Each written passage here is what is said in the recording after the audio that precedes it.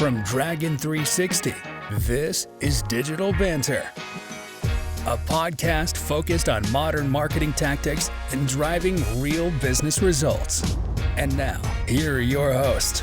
Welcome back, everybody, to another episode of Digital Banter. I'm Andy Groller, President and CEO of Dragon 360. Joining me, as always, is James Kravik, our head of advertising and media. How's it going, everybody? So today, I think this is going to be a topic that James is going to be super passionate about, excited to talk through. We're talking about creative, specifically creative in B2B marketing, or in some cases, lack thereof. So to set the stage here, we're going to talk through kind of our perspective of, how B2B brands approach creative or not, particularly as it relates to testing, their methodologies, their thought processes around what is good creative, what's bad creative, and how do we kind of look at it through the lens of keeping things fresh. With B2B marketing, we're talking about very segmented audiences, whether that's at the ICP level, at the persona level, but at the end of the day, what it requires is a constant refreshing and iteration of creative to make sure messaging stays front and center, but so do the pain points, the challenges, the solutions, and ultimately the motivations that we want to have our potential buyers work through. So James, let's kick this off. So to set the stage, what percent of B2B brands do you think create strong creative?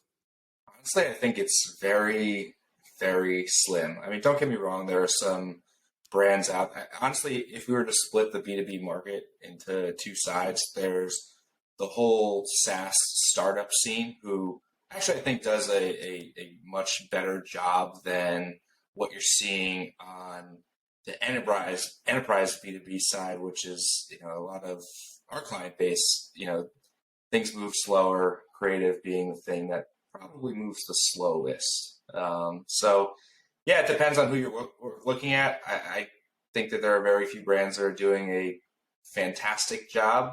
And the ones that are the ones that are high growth startups who kind of need that in order to draw attention to themselves.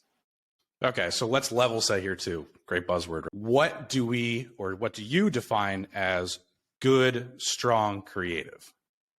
I think it comes down to effective storytelling. So the big thing that's we'll go into a lot of these in more detail, but there's often the comparison of B2B creative versus D2C creative. D2C is usually the first to innovate in everything. They're always jumping on new platforms because it takes a lot more effort to stay ahead of competition on the D2C side than it does to B2B, which forces them to do things before B2B does. And I think, they focus on two things. They focus on things that are brand side and things that are more technical, tactical, where on the D2C side, I think that brand stuff makes more of an impact. There's less buyers in the decision-making process. It's just a lot easier to quickly test different concepts, where on the B2B side, it's almost like there is no storytelling that takes place, because it just feels like us as marketers, we feel like B2B is straightforward. We can save time and money. It's like, okay, well, everybody says that same thing, and it's how do you differentiate yourself? And I feel like that's the core piece that's missing. And I mean, there's a lot of things when you talk about storytelling in marketing and creative. I mean, to put it in tactical terms, are you running sequential messaging campaigns? How are you hitting people at the top of the funnel versus the bottom of the funnel? What is the content that you're putting out there that's meant to be inspirational versus justifying a sale with, logical things, case studies, data to support the decision? And on the B2B side, we think way too logical and not nearly on the emotional side. We're not creating heroes in the story. That's the piece that I think is missing across the board, because it's all about the business impact and not the business impact on the people that run that business or are stakeholders in that business, whether you're marketing team, owner, whatever, right? Yeah. I mean, I can't agree more. People-driven marketing and messaging is what drives business results. The other thing I think that is important to reference here, storytelling, great kind of through line of what you're saying, makes up great, good, strong creative. What the other aspects are, it definitely depends on the internal stakeholders that are involved in the process.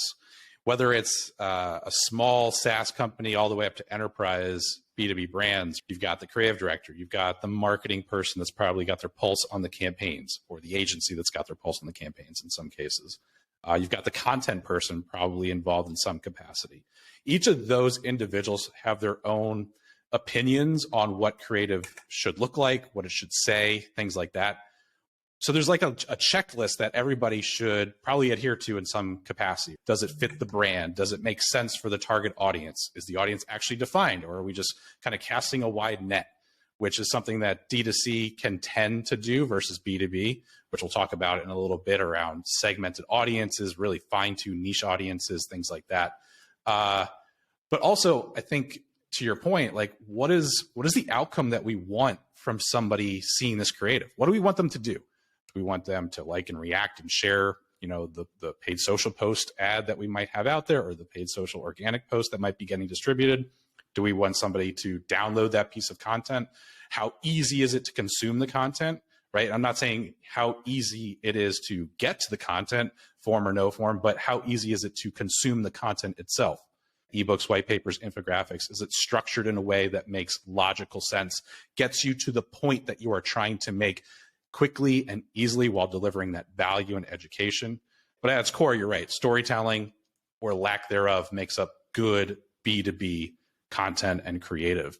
Now, I think the other thing too is, and this might be preaching to the choir, but in your opinion, James, right, why is creative testing and iteration so important for B2B brands, and possibly even more important than other business models, D2C, B2C?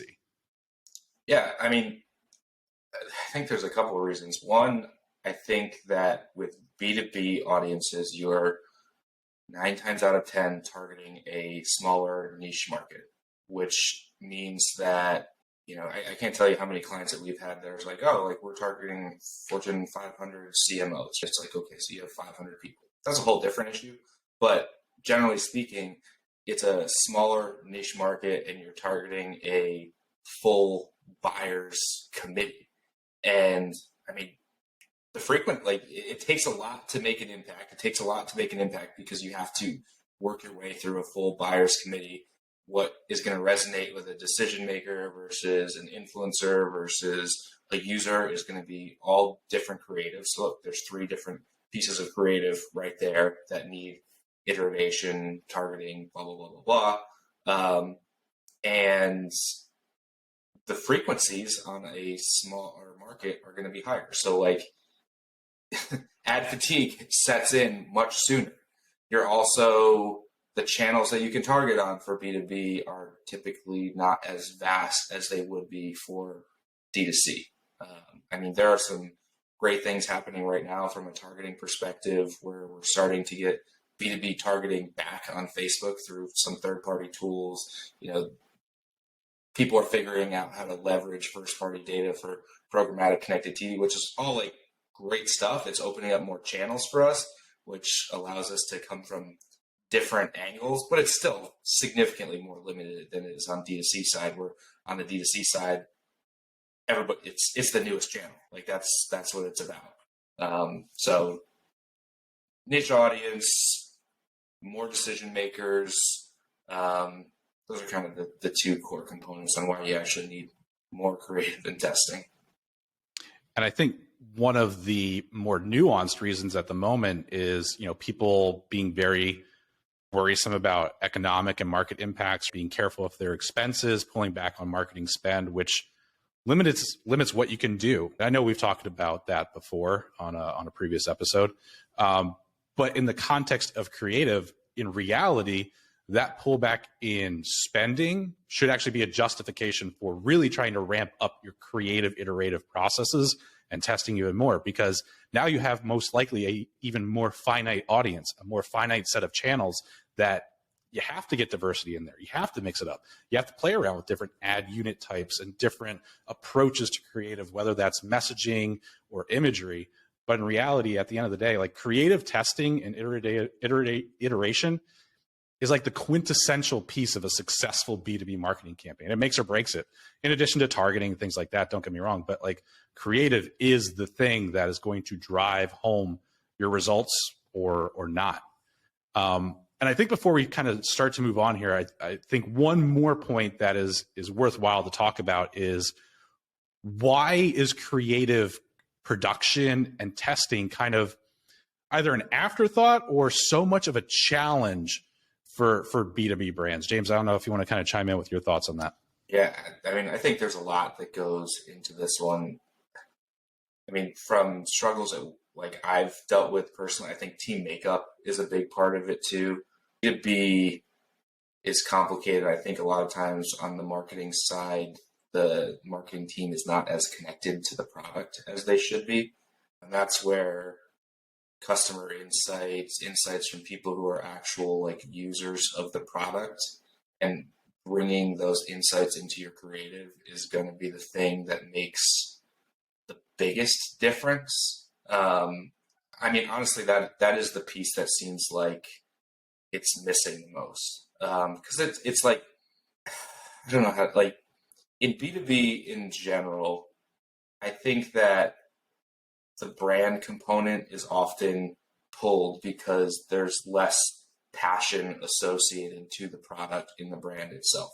I mean, we've dealt with this before, working with startups in, an apparel business or stuff like that. Those people are so particular and so passionate about how their brand looks, how it feels, what they say. And it's a completely different scenario because they're building a business based off of a passion, versus I feel like a lot of the times on the B2B side, that passion gets lost because you might get that from your CEO, your founder, whatever it is, but I don't think it's brought through in the same, it's not brought through in the same way. I think there's just like a much bigger focus on what are the results that this drives, which is not a bad thing by any means. I mean, it's like, that's a huge weakness on the D2C side, is that, they just care about where their logo placement is and that the tagline that they chose is in there, and creative comes down to a difference in opinion. Versus on the B2B side, I think we have a lot more success with creative testing because it's all about results. Like, hey, we tested this message and this message, we got results. But I do think that that's like a big piece that's missing. Is, again, it kind of goes back to the storyline, the storytelling. Like, you have to evoke emotion before anybody thinks logically when it comes to advertising.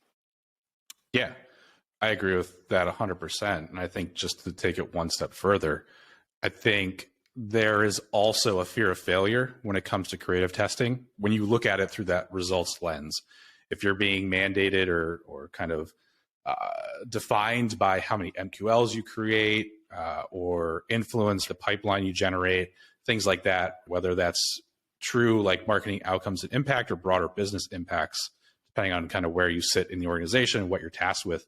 There's a fear of failure of, oh shit, what if I introduce something new and it doesn't work?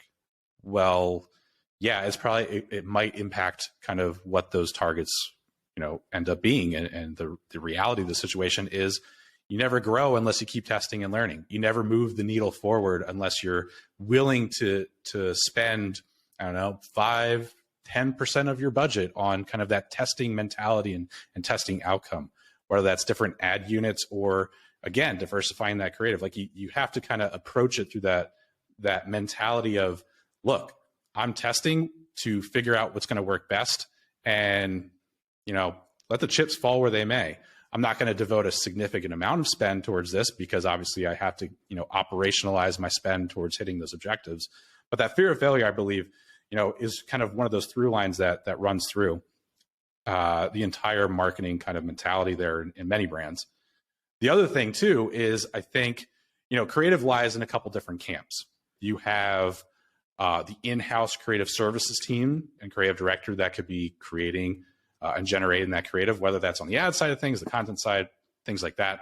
You've got obviously the agency side of things, which I think splits into two different kind of scenarios. You've got the creative agency, who is so far removed from the campaigns that they're just kind of brand centric, brand focused, super fuzzy, super, aesthetically pleasing, but, so abstract, it doesn't even make sense. To those that are, to an agency that's more on the performance side of things, or more focused on the campaigns themselves, that they're not removed from it. They have their finger on the pulse. They have skin in the game when it comes to their creative, because the outputs and the distribution mechanisms and the results of that creative ultimately impact the value that they're generating for the brand. Now, the thing with the in-house team that I think is important to kind of mention here is they sit in the intersection of those two agency side of things. So I mentioned the creative agency being, really far removed from the campaigns. They're developing the campaign planning. They're putting together all of the user journeys, and they're putting together carousel ads and banners and things like that, personally speaking, I've seen it firsthand. The creative just doesn't make sense. There's no way I would ever click on it. It's so abstract. It's so brand centric. That's like, what the hell are you trying to say? Right. Versus, again, the B2B agency side of things, which is kind of where we sit majority of the time. We have our finger on the pulse. We're able to see things at a nuanced level, what we're creating, those insights, those ideas from what we're seeing at that campaign level. And we're able to effectively keep our finger on the pulse. The in-house team sits in between those two, right? They're removed from the campaigns, but they're closer to the brand and the product teams, as you're mentioning, James. And they're able to articulate a little bit better. But I still think they are a little too far removed from the campaigns to be successful. You're playing a game of whisper down the alley. That's kind of one of the conversations I had with one of our clients this past week, is you're playing whisper down the alley at the end of the day, rather than having the people running the campaigns, working together, and ultimately creating that creative to drive the needle forward.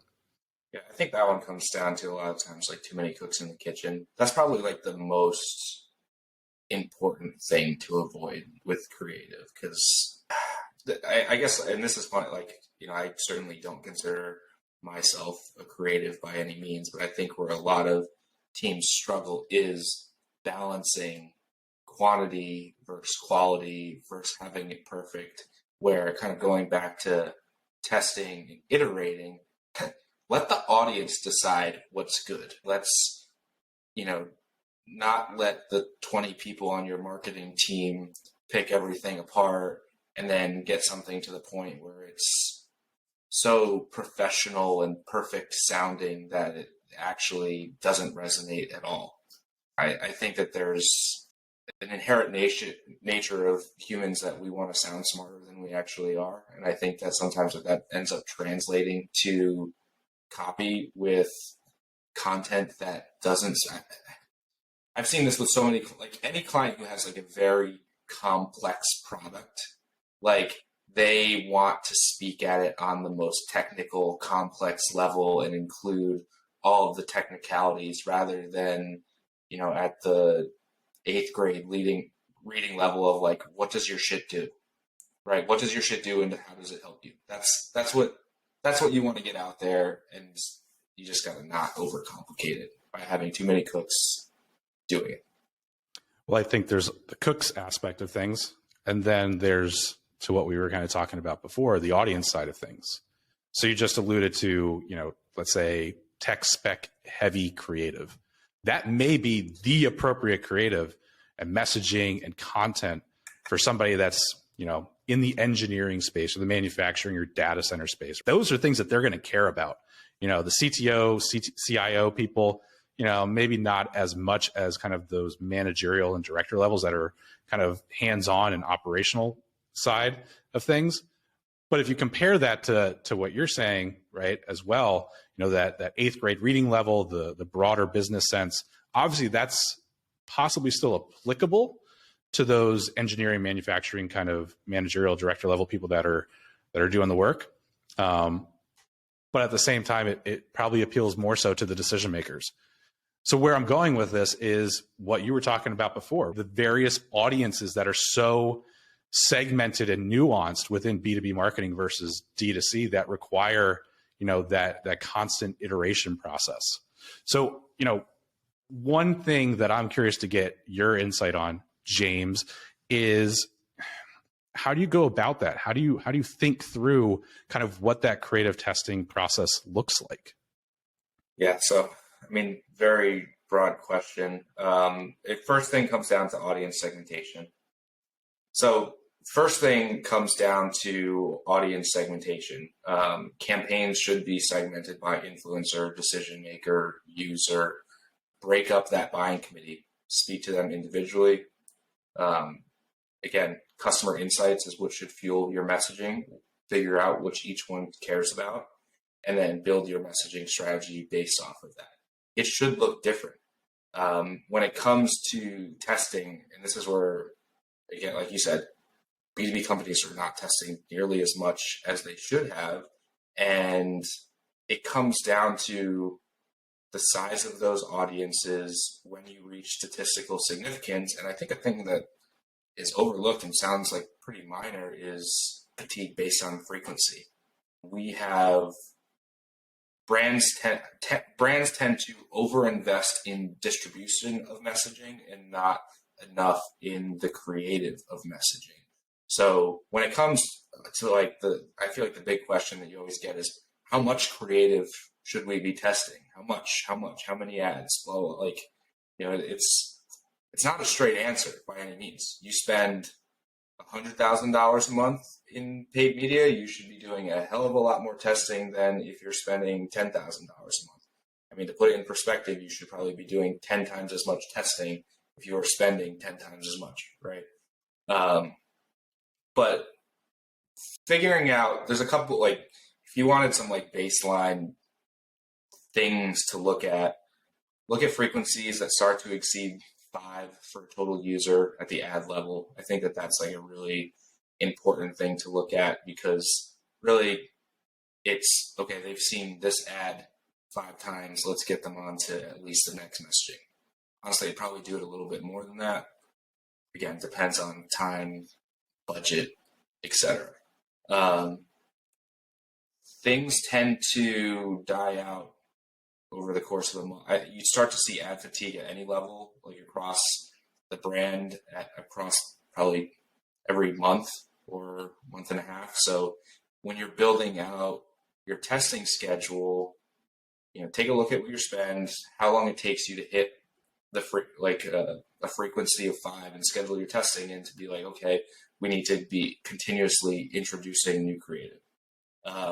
Now, with the approach to creative, and this is where I definitely fall on 2 sides. Best practice for creative testing is to test one element at a time. Are you testing the message? Are you testing the image? Are you testing the landing page? And because that's going to tell you what resonated and what didn't. If you're testing ads that are apples and oranges, and then you're trying to figure out why one ad was outperforming the other, you can't really do that. You got a different image, a different message, a different call to action, and one got 10 times as many leads as the other. I mean, if it's a different call to action, typically that's a different offer or something like that. I'll say typically it's the offer, but that's why it's important to test one element at a time. Now, there is absolutely times where you need to try something completely different, and that's based on your gut performance. You test something, it doesn't work at all. Let's test something completely different, a new offer, a new imagery, new whatever. Let's go back to our customers, try to get more insights, figure out why it's working, why it's not working. Yep. A lot of stuff there, but roundabout, big thing, frequency is very important, and testing different elements. So a couple of things, because I agree with some of your points and I disagree with other ones. That's the point of banter. I think another KPI that can be a leading indicator is declining click-through rate.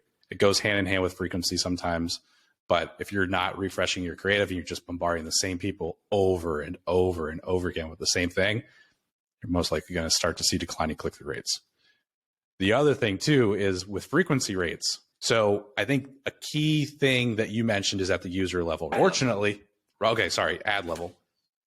So there is the problem, because many platforms are looking at it at that level, when in reality, you're probably hitting the same people across multiple campaigns, right? So if you have, let's say, 2 campaigns running against the same target audience, Those are the only two things they're seeing, unless they're following on social or getting kind of shown shared posts, things like that by, influencers at your brand and things like that.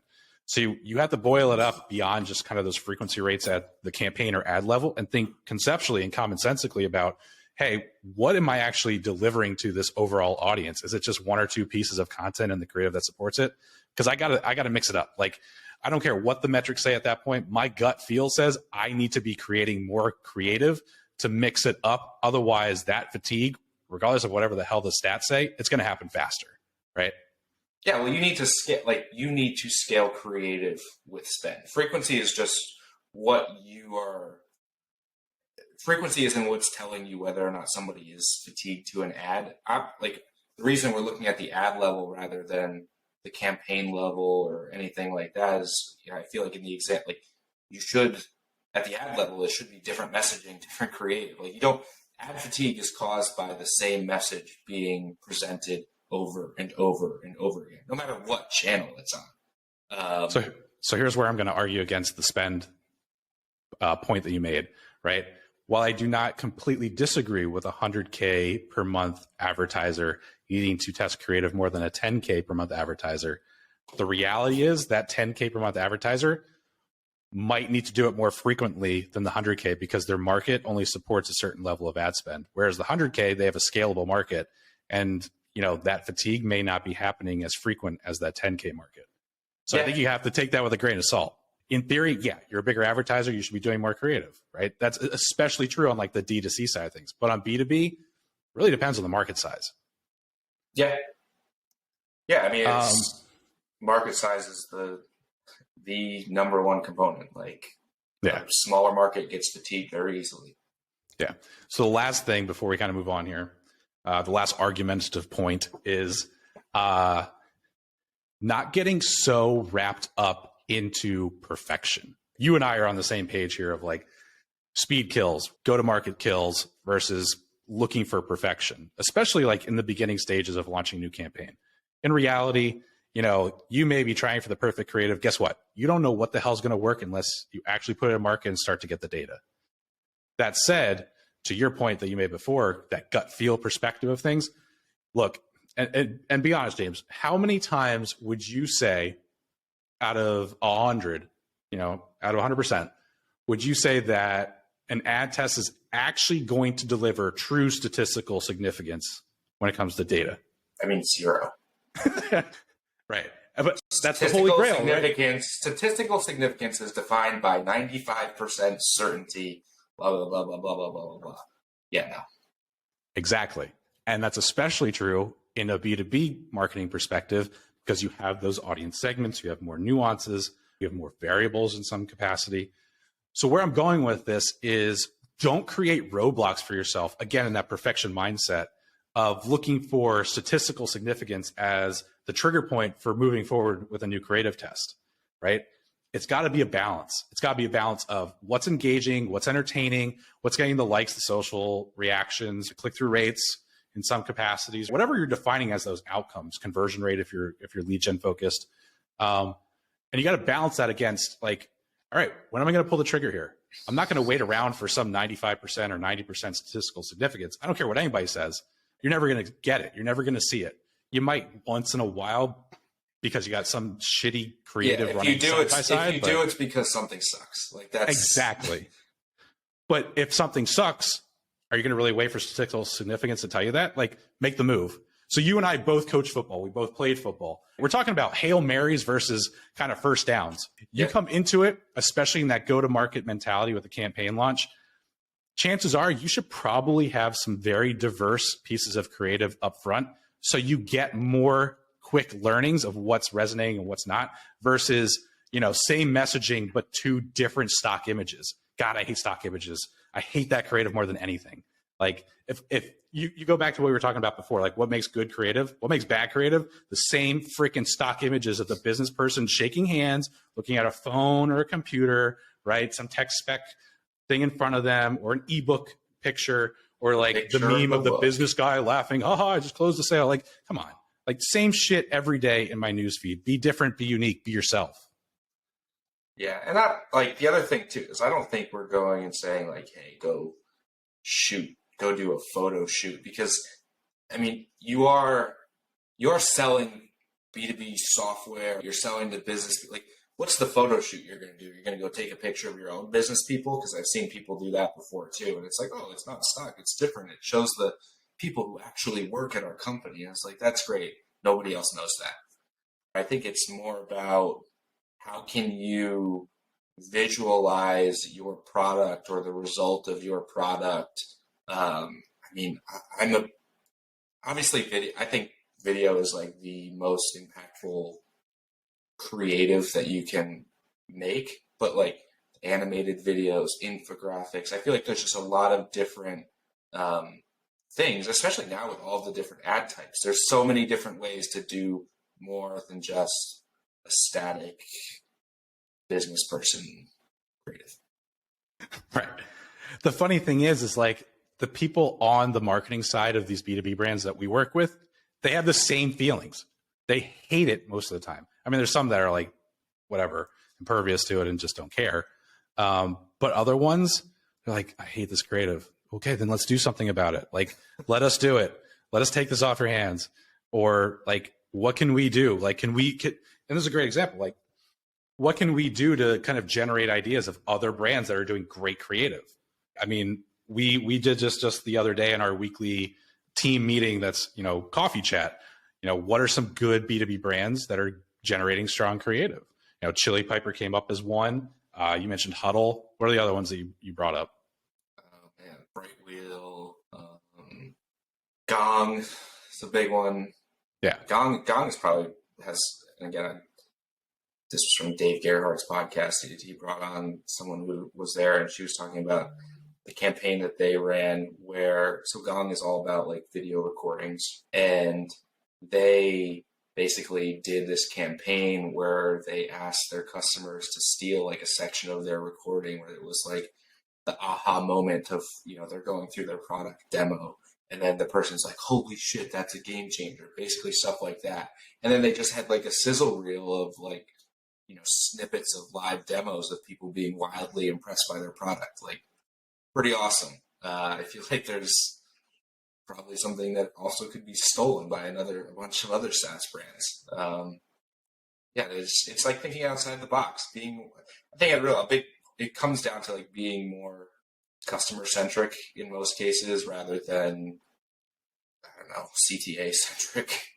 I don't know how you would describe B2B companies right now, but again, it goes back to focusing more on the emotions that go into it rather than the logical, boring pictures, stuff like that. Yeah. So let's flip this into some actionable kind of things that our listeners can take, as everyday marketers and start to apply it or think through when it comes to their creative strategy, right?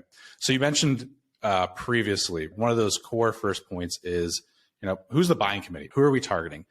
That audience segmentation mentality is important. However, death can happen by segmentation. Again, going to what I was talking about with perfection. If you go for super segmented audiences, look, you're going to whittle it down to the point of infinitesimal audience sizes, 1,000 people or less, 300 people or less. There's no scale there. There's no scale to the business. There's no scale to the campaign. So you have to have that balancing act. You got to toe that line of segmentation to the point of making sure your messaging is nuanced and unique enough, but not to the point where you're creating more work for yourself and ultimately hindering the performance of the campaign. Right? James, you would agree with that? Yeah, no, for sure. Especially with some of these smaller niche audiences, you have to balance messaging that is relevant for all members across the buyer's committee. Like, what is everybody? Because that's the other thing too. If you can figure out what everybody collectively cares about together, then think of it as like you're creating the point of commonality when it actually comes to make that decision. But you do have, again, I think the core ones are users and decision makers. I mean, influencers are usually users. And those are the two audiences that you want to speak to differently. Yeah, so let's use that campaign structure as a jumping off point. If you have your champions and your influencers and your decision makers, right? I would say, two campaigns with champions and decision makers, probably in the same one versus influencers. But an initial test that you can do kind of coming out of the gate is, same creative, same messaging, see what resonates most. If you see a divergence of messaging, right, between those two, well, you know that something's going to strike a chord better for one than the other. And that gives you a jumping off point then to start to iterate off of. You can come into it, obviously, with more nuanced messaging and things like that. But at the same time, you're probably creating more work for yourself up front rather than just going to market. Again, speed kills. I think the other thing too here is, as we look at this from a creative testing angle, right, with B2B, like you mentioned before, James, it may not have the same scale as D2C or B2C brands when it comes to channels, but that doesn't mean like it's a good thing to be repurposing the same creative across all of your channels, taking your LinkedIn posts and your LinkedIn creative and repurposing it over to Facebook. Do you want to speak to that a little bit more, James? Yeah, I think that's like the biggest mistake that B2B companies make, with thinking that they can copy their LinkedIn strategy to every other platform. Like, again, this is especially relevant for companies who have lead gen strategies built on a scoring system. I mean, somebody is in a completely different state of mind when they are on Facebook versus when they're on LinkedIn. I mean, you're looking, it's personal life versus professional life. I mean, Facebook is going to work fantastic for upper funnel, emotional based messaging, where I think some of the justification, case studies, practical, tactical stuff is going to perform a little bit better on LinkedIn. Facebook is definitely more of a brand focused channel. But the other thing too is, like, from a brand perspective, I think you can make a much larger impact on Facebook than you can on LinkedIn, because you're going to stand out a little bit more. It's funny, like, we do connected TV as an agency. I feel like this is like the perfect rule, the perfect thing. You do not see a lot of B2B companies on connected TV. If, I don't know, a advertising reporting platform just pulled up on your TV while you're in the middle of watching a football game, I bet you're going to like remember that more than, I don't know, the Frito-Lay ad that was there, because you're like, first of all, you're thinking to yourself, oh my God, how'd they find me here? And it just like, it sticks out more. You're going to be more engaged. You're going to focus. You're going to be like, maybe talk to your family about it. It's just like, I think it creates a different emotional state. And I think you get the similar thing on Facebook, Instagram, TikTok for sure. Like, depends on it. Yeah, the other thing with social too is people curate their feeds to how they want them to be. I think that's like a big, LinkedIn is always, that's the thing. LinkedIn is always business related, and Facebook, you'll get a mix. Instagram, you'll get a mix. But yeah, I just think that you can be more impactful with your brand messaging on those platforms, where you can be more CTA focused on the LinkedIn side. I think it also depends, though, on who the market is. Again, not to use the same "it depends" marketing answer, but we've had various brands over the years where LinkedIn just isn't the right playground for their market. Yeah. Facebook, TikTok, because of who they're trying to target, are where those individuals commune and consume and entertain themselves at the end of the day. And I think the point that is important to make here too is, be yourself, but also consider why somebody's using that platform. What are they looking to get out of it? Why do they log in every day, whether it's on their tablet, their laptop? I don't know who logs into Facebook on their laptop anymore, or their phone. Why are they going there? Checking on, what people are saying, what people are doing in their networks or beyond. A great example here too is, if we think about, some of the communities that exist out there for B2B, Exit 5. Exit 5 is Dave Gerhardt's community. It is a Facebook group of SaaS-based marketers, by and large.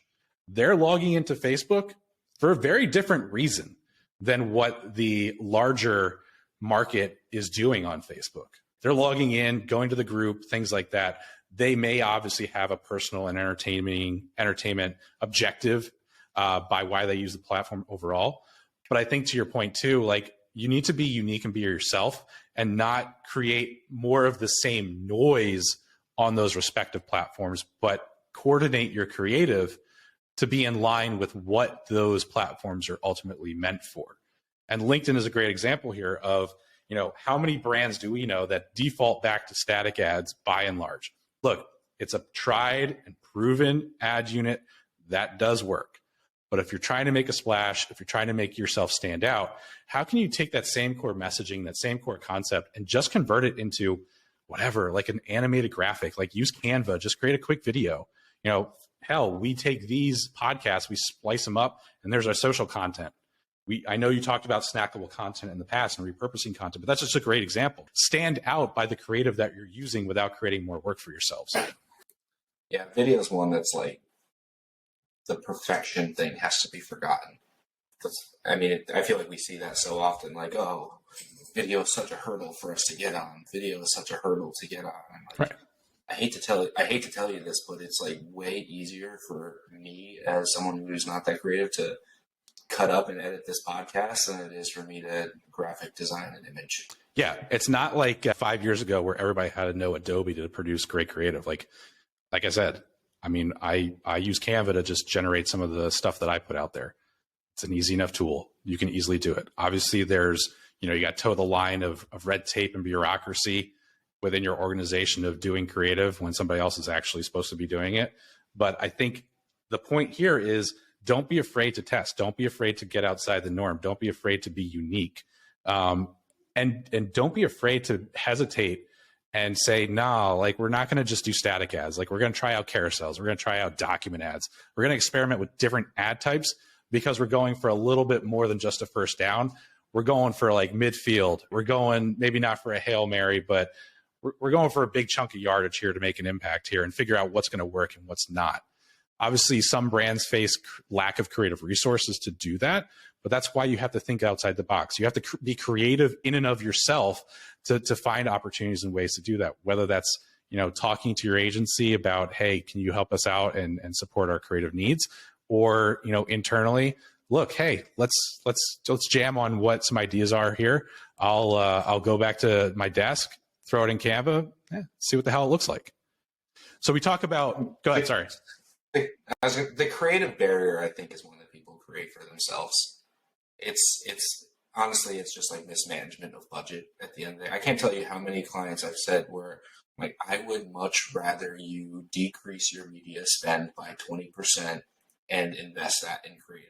Because that's the thing. You get brands that are spending $100,000 a month in media and, you know, $1,500 a month in creative.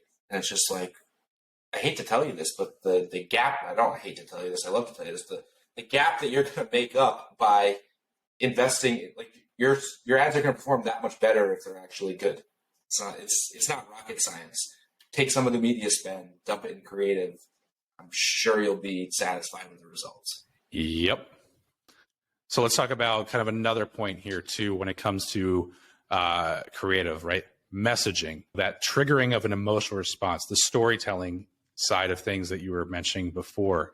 So can you talk a little bit, James, about, you know, some of the things that you have seen over the years in your role and the brands that we've worked with of how to consider creating that emotional response? It's something to abstractly say out there, like, yeah, let's trigger emotional response, the storytell.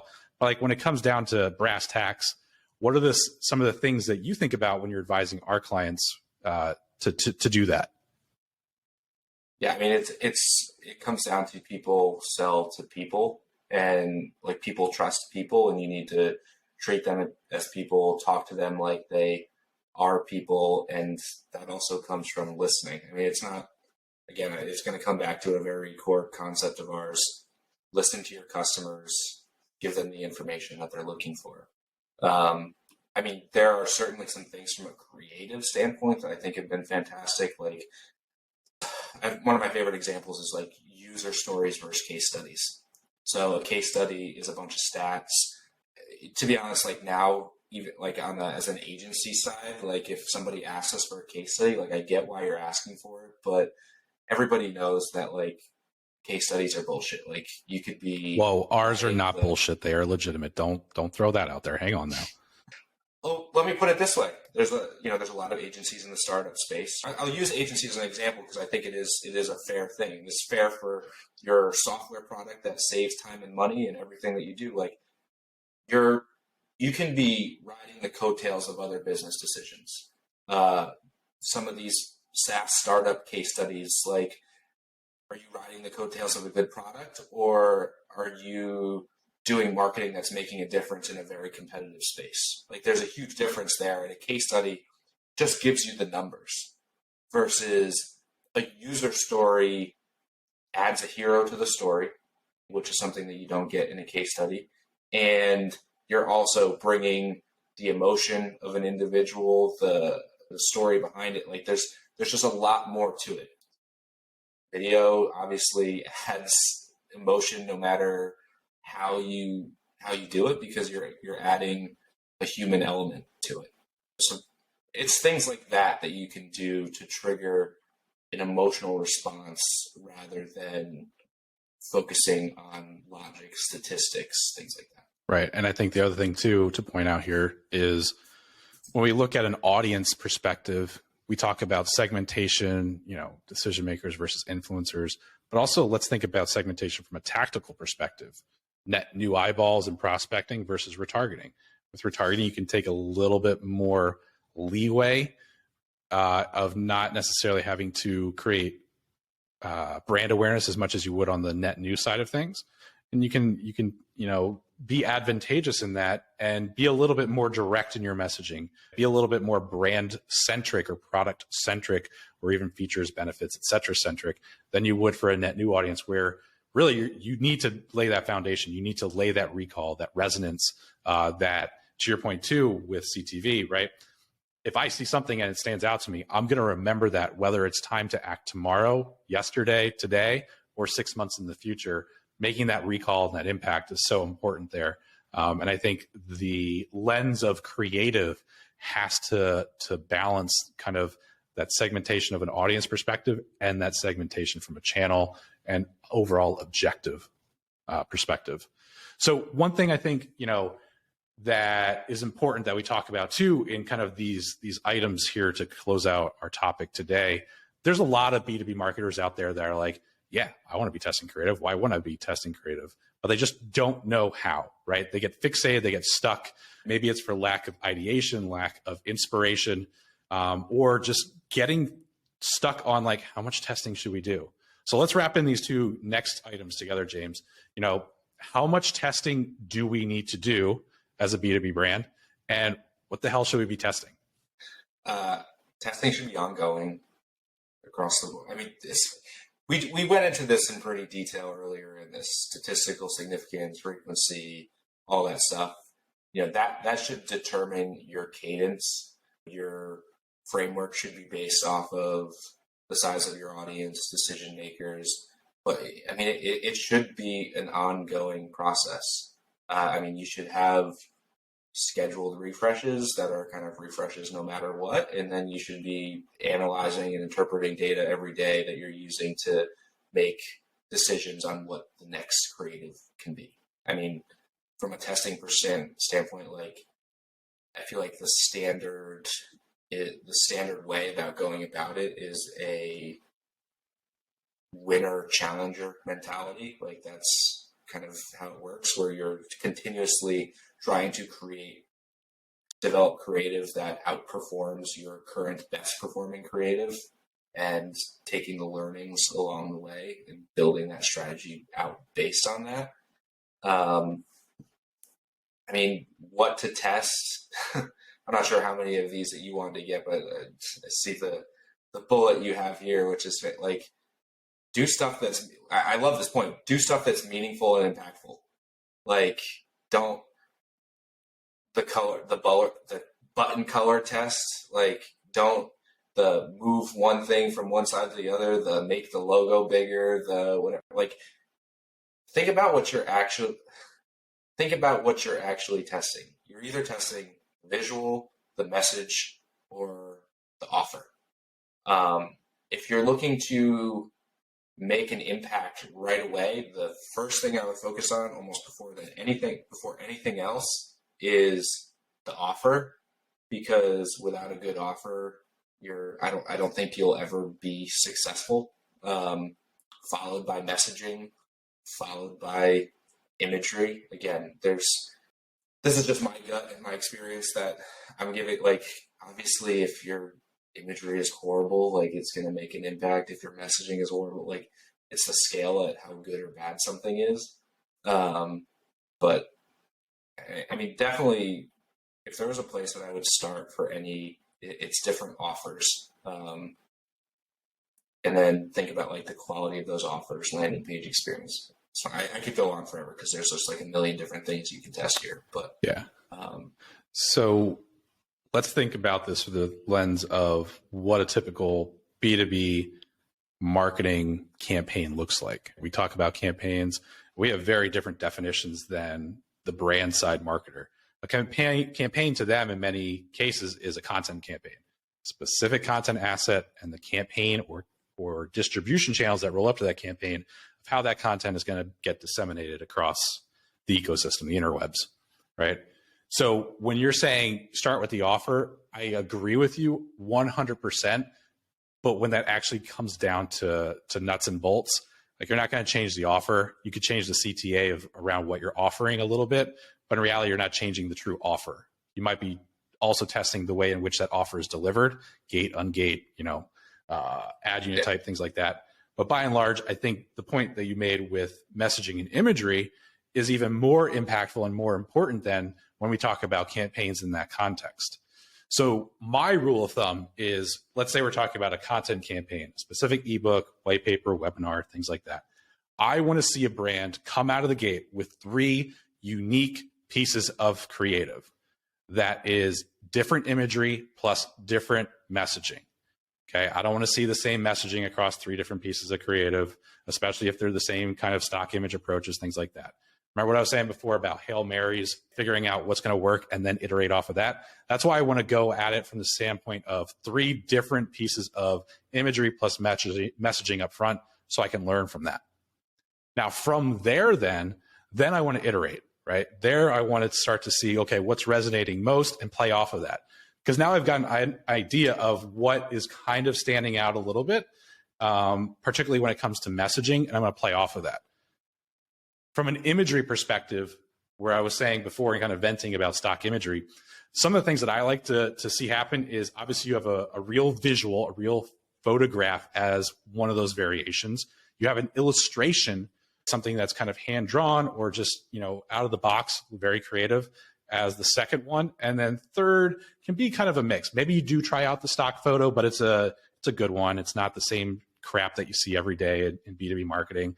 Or maybe it is something a little bit more specific, like the cover of the ebook, because it's been designed very nicely.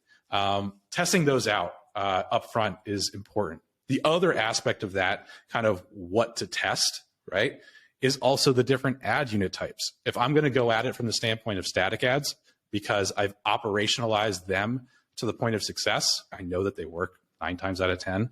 If it's good content, if it's good audience targeting, things like that, great, I'm going to run that. That's going to be my bread and butter. But I'm also looking to introduce a different ad unit type. Again, document ads, videos. I need to create diversity in front of that user. So I am offering up a different mix, a different brand experience that is going to maybe be successful in generating a conversion or a lead or an engagement.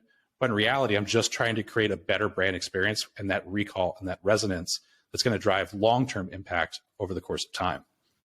The last point that I think we want to kind of talk about here today is, how do we operationalize that? How do we remove the barriers and fixation of, reporting out on our successes? How many times do we get asked by clients like, well, what's creative is working better than the others? Like, it's a legitimate question, but the way in which you do that without creating more work is by standardizing and operationalizing what that foundational structure looks like.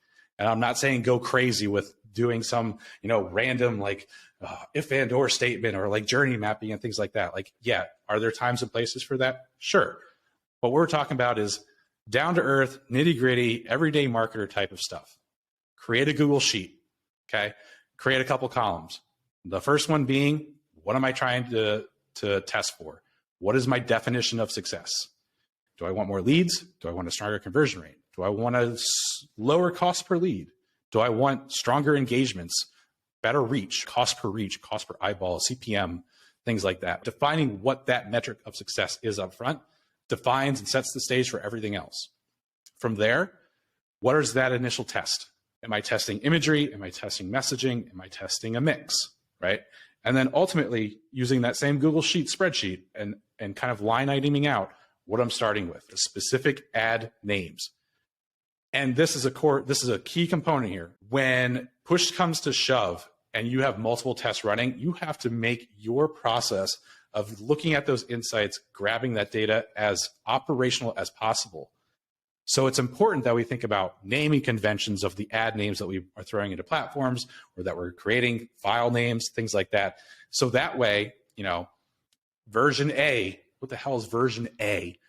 No, it's this messaging in the file name or in the ad name. So when I'm pulling the data out of LinkedIn Campaign Manager, Business Manager on Facebook, things like that, or anything else, I'm able to easily aggregate the data and splice it based off of what those parameters are inclusive of. Too many brands, too many agencies forget about that, and they're just creating more work for themselves. In reality, we need to be more efficient and more effective, because if we aren't, we're just creating more roadblocks. And like you were saying, James, before, creating more reasons not to do creative testing. I don't know if you want to kind of chime in on that based off of what we've done over the years with kind of that foundational testing structure. Yeah, I mean, got pretty tactical there, but it's funny you mentioned the naming conventions. Like, that's huge. Like, it really is. Being able, because let me put it this way, and I'm going to vent for like a second. I feel like this may be a little bit technical for our audience, but inside, like, you guys ask a lot of agencies for creative reporting. The reality is like, if it isn't organized and structured from the beginning, it's really not easy to do creative reporting, because the way things are structured and your ability to aggregate that data is just not easy. So like that is actually probably like the most important thing. And using names that are recognizable. Not all reporting tools allow you to pull in visuals. Everybody wants visual reporting, and unfortunately, just with technology, that's not how the world works. And you're putting a lot of pressure on whoever's managing those tests to do more reporting than optimizing at the end of the day when you're doing that kind of stuff. So that is certainly something that I would, ask your agency, ask your internal team, like, do you have structured naming conventions for ads, tests, like all that stuff. And then follow them. Dear God, please follow them. Like, you put in the work, follow them. Yeah, I mean, that makes things so much easier, because then, the rest of creative testing is just iterative. It's, and we want to report out what's working, what's not working, why we think it's working. And then it's just iterative from there. Yeah.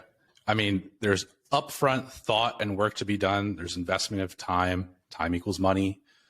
But all of this has the benefits that save you time and save you money, not just time in terms of money, but also true media dollar efficiency, efficiency of your marketing dollars at large. It all saves you over the course of time.